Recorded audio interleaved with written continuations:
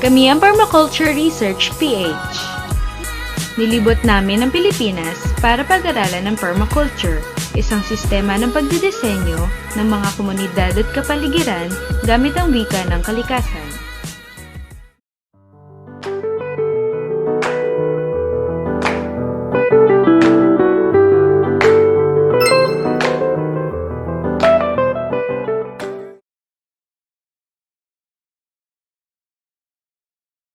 Design approach kasi siya to agriculture, and then later on nalaman namin na hindi lang pala siya applicable to agriculture. So it's a design framework for sustainable lifestyles. So hindi lang pala siya sa pagtatanim. Unique siya to permaculture. Although in landscape design, meron tayong tinatawag na may 3 zones yan eh, yung economic zone, yung transition zone, tsaka yung parang natural zone. So, sa large scale, so kunyari sa context ng cities or provinces, yung economic zone natin is kunyari Metro Manila. So, nandun yung built-up areas, yung mga anthropogenic na components natin. So, most of the socio-economic activity doon nangyayari. So, wala masyadong mga natural elements dyan sa zone na yan. And then as we transition to outer zones, nandun yung mga farms. Nandun yung mga agroforestry farms kung saan unti-unti nag-merge yung natural tsaka yung built na zones. So meron tayong ganong transition zone. Ang permaculture dito sa zone na yan nag-ooperate. Kasi combination of built and natural. Tapos meron tayong natural zone, which is sa permaculture, tawag nila is yung wilderness. Okay, balik tayo sa permaculture kasi large scale yung diniscuss ko. Sa bawat permaculture site, meron silang zoning regardless of the size of their land area. So sa zone 0, nandun yung pinaka-frequent human activity. So kung dito sa bahay natin, ang zone 0 natin, itong bahay natin. So, bakit ganon? Kasi nandito tayo palagi. Nandito nangyayari yung mga transactions, social exchanges. So, we spend most of our time here. So, that's zone 0. Ang concept kasi, habang lumalayo ko ng zone,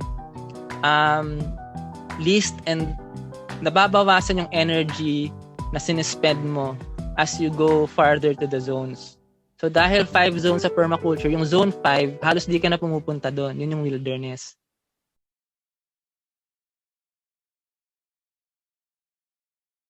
Yes, posible.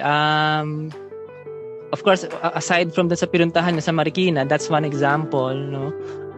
Yung isa yung sa Puerto Princesa, yun yung kaisa-isahang urban farm na napinuntahan namin. Sa lahat ng sites na binisita namin, siya yung may pinakamaliit na land area, pero siya yung may pinakamaraming components. As in, meron siyang ducks, pigs, tsaka lahat. So, hindi ko ma-imagine, kahit minap na namin, kung paano na napagkasya lahat yun sa maliit na space. Tapos ito pa siya, I think very good example kasi nag-start siya as an orphanage, DSWD accredited orphanage. Kaya siya naging urban farm kasi yung people na nag-set up ng orphanage, inisip nila ano yung papakain natin sa mga bata. Kailangan healthy. So naisipan nilang mag-grow ng sarili nilang food. Merong guy na taga Diliman na-meet ko siya sa second permaculture convergence. Ang pangalan niya is Pex Gile. Na-interview na siya I think sa ANC before. Meron siyang permaculture jeepney . So ano siya? Tawag dito, jeep na hindi na ginagamit, so wala nang gulong. Pinormaculture na yung jeep. So as in, nagtatanim siya dun sa jeep, ganyan. Naging art installation siya na productive din. I think solar powered din siya.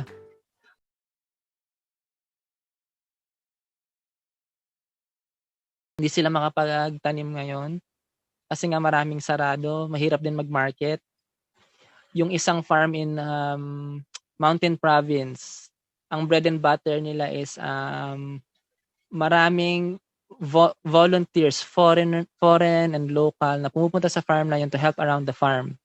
Dahil ngayon nag-hit yung pandemic, walang pumupuntang mga volunteers. So, yun. So, kahit naka-permaculture design ka, no, ano ka pa rin, may victim ka pa rin ng pandemic. Nasa principle din ng permaculture na kailangan siyang designed to evolve. So, pag merong, kunyari, nasakuna ng bagyo or ng pandemya, kailangan, ma-redesign mo siya according dun sa nangyayari sa paligid. So, yun yung isang maganda kasi hindi static yung permaculture design. Very dynamic siya.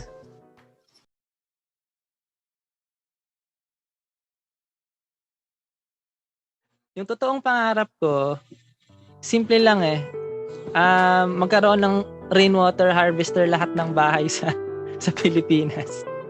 Yun yung pinaka-tangible na simpleng pangarap ko. Pero yung on a societal scale, gusto kong lahat ng households, lahat ng homes, lahat ng built structures ay may capacity to produce food.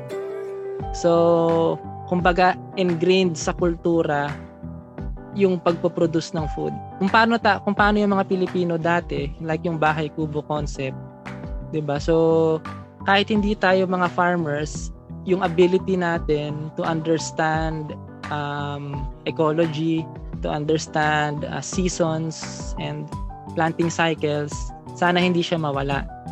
Kaya ako pala binring up yun sa rainwater harvesting kasi very doable siya kasi kahit yung mga kubo merong mga rainwater harvester, yung nakatapat lang yung bubong nila sa malaking drum. So, isipin nyo, if lahat ng buildings, lahat ng bahay ay sinasalo yung, lalo na dito maulan, kung sinasalo natin yung ulan na dumadating sa atin palagi every year, ang laki na matitipid natin sa tubig, sa pagdilig, sa pag-flush ng toilet, sa paglinis ng sahig o ng garahe. Meron kami dito sa house, ever since na na-install namin, hindi na yan nawalan ng tubig. Kasi, sobrang maulan sa atin. By the time mag-dry season, puno na yan. Tapos, 3 years na namin ginagamit yung rainwater harvester namin. Hindi siya nawawalan ng laman. Ganun kadalas ang ulan sa Pilipinas. So, iniisip ko, sayang, kung makollect natin doon. Napakasimpleng bagay.